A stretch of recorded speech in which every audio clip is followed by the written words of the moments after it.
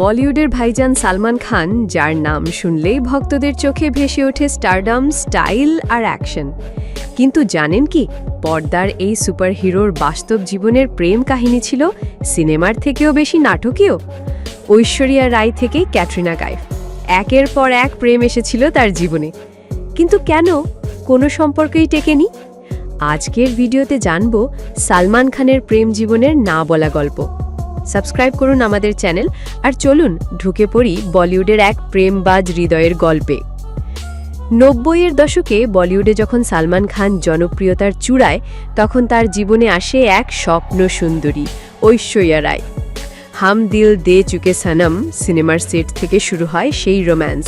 পুরো বলিউড তখন মুগ্ধ এই জুটির প্রেমে, কিন্তু এই প্রেমের গল্প বেশি দিন টেকেনি।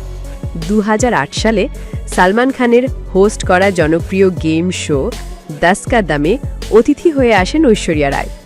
অনুষ্ঠানে এক পর্যায়ে অভিমান করে ঐশ্বরিয়া বলে বসেন, দেখতে পাই তো আমি, যখনই কোনো অভিনেত্রীকে তুমি আমন্ত্রণ জানাও কত ফ্লার্ট করো তাদের সঙ্গে।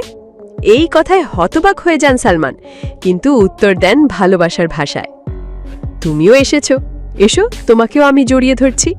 আর তারপর দুজনের এক আবেগময় আলিঙ্গন। এরপর সালমানের জীবনে আসেন ক্যাটরিনা কাইফ। সালমানের হাত ধরেই বলিউডে পা রাখা ক্যাটরিনা ধীরে ধীরে হয়ে ওঠেন সালমানের কাছের মানুষ। কিন্তু এখানেও অভিমান। ক্যাটরিনা বলেছিলেন, মেয়েদের সঙ্গে ইদানিং খুবই ফ্লার্ট করছো, ঠিক যেন ঐশ্বরিয়ার সেই পুরনো কথা। তবে জানা যায়, ঐশ্বরিয়ার সঙ্গে যখন সালমানের সম্পর্ক ছিল, তিনি ছিলেন ভীষণ পজিটিভ ও পজেসিভ, আর সেই কারণে অভিনেতা বিবেক ওবেরয়ের সঙ্গে ঐশ্বরিয়ার ঘনিষ্ঠতা মানতে পারেননি। সালমানের প্রভাব এতটাই ছিল যে বলিউডে গুঞ্জন ওঠে বিবেকের ক্যারিয়ারে ধস নামার পেছনে নাকি সালমানেরই হাত। অবশেষে ঐশ্বরিয়া বিয়ে করেন অভিষেক বচ্চনকে, আর ক্যাটরিনা বিয়ে করেন ভিকি কৌশলকে। এদিকে সালমান খান, তিনি আজও রয়ে গেছেন আঁকা। প্রেম এসেছে, ভালোবাসা ছিল, কিন্তু বিয়ে তা আর হয়নি।